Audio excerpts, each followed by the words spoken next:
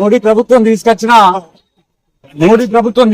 4 labour కోడ్లను రద్దు చేయాలని ఈ సందర్భంగా దేశవ్యాప్తంగా సార్వత్రిక సమ్మెను విజయవంతం చేస్తూ జగిత్యాల ఆర్డీఓ ఆఫీస్ ముందు భారీ ఎత్తున సమ్మె నిర్వహించడం జరిగింది.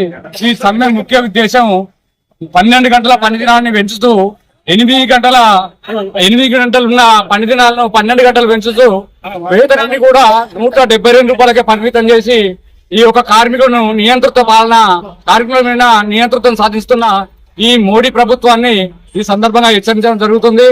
ఈ చట్టాలను వెంటనే వెనక్కి తీసుకొని పాత చట్టాలు 74 పాత చట్టాలు ఏదైతే ఉన్నాయో అవి పునరుద్ధరించాలని ఈ సందర్భంగా కోరుతున్నాము.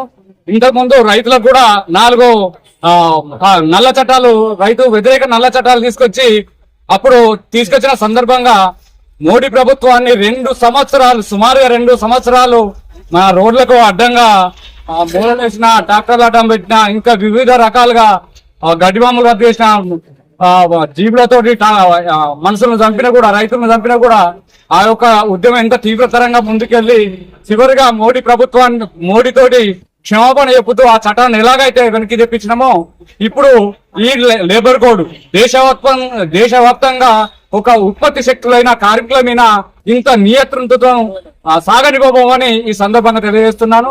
తప్పకుండా ఈ యొక్క చట్టాలను వెనక్కి తీసుకొని ఈ కార్మికులకు కార్మిక వర్గానికి ఖచ్చితంగా క్షమాపణ చెప్పాల్సిందిగా కోరుతున్నాను. కార్మికులను యజమానికి పరిమితం చేస్తూ యజమానికి గులంగిరి చేయాలనే విధంగా కొన్ని సౌకర్యాలు ఉన్న చట్టాలను పూర్తిగా అసౌకర్యం కల్పిస్తూ ఈ కార్మిక వర్గాన్ని పూర్తిగా తన కంట్రోల్ పెట్టుకుంటుంది. పెట్టుబడిదారులకు అనుకూలంగా, కార్మికులకు వ్యతిరేకంగా ఈ యొక్క చట్టాలు ఉన్నాయి కాబట్టి ఈ చట్టాలను వెంటనే రద్దు చేయాలని ఈ సందర్భంగా కోరుతున్నాము. విప్లవ వందనాలతో మల్యాల సురేష్.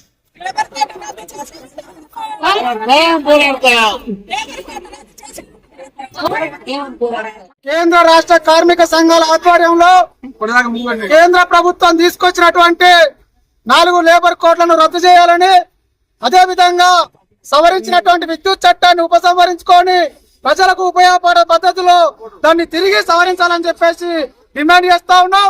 ఏదైతే గ్రామీణ ఉపాధి హామీ పథకం ఉందో దాన్ని నీరుగారుస్తూ ఈరోజు దాని పేరు మార్చి పీబీజీ రామ్జాన్ చట్టాన్ని కొత్తగా తీసుకొచ్చారు. దాన్ని రద్దు చేయాలని చెప్పేసి డిమాండ్ చేస్తా ఉన్నాం. అదే విధంగా ఈరోజు కార్మికులకు కనీస వేతనాలు ఇవ్వాలని చెప్పేసి, పని గంటలు తగ్గించాలని, ఈఎస్ఐ పిఎఫ్ సౌకర్యం కల్పించాలని డిమాండ్ చేస్తూ ఈరోజు కార్మిక సంఘాలు దేశవ్యాప్తంగా సమ్మెకు పిలుపునిచ్చాయి. ఈ సమ్మెలో శేషం ఉన్నటువంటి లక్షలాది కార్మికులు ఈరోజు సమ్మెలో పాల్గొని ప్రభుత్వానికి వ్యతిరేకంగా, ప్రభుత్వ విధానాలకు వ్యతిరేకంగా పోరాటం చేస్తా ఉన్నాం. ఈ పోరాటం ఇక్కడితో ఆగదు. భవిష్యత్తులో మరింత ఉధృతంగా ఈ చట్టాలు రద్దయ్యేంత వరకు కూడా కొనసాగిస్తామని చెప్పేసి కార్మిక సంఘాల తరఫున సిఐటిగా తెలుపుతా ఉన్నాం.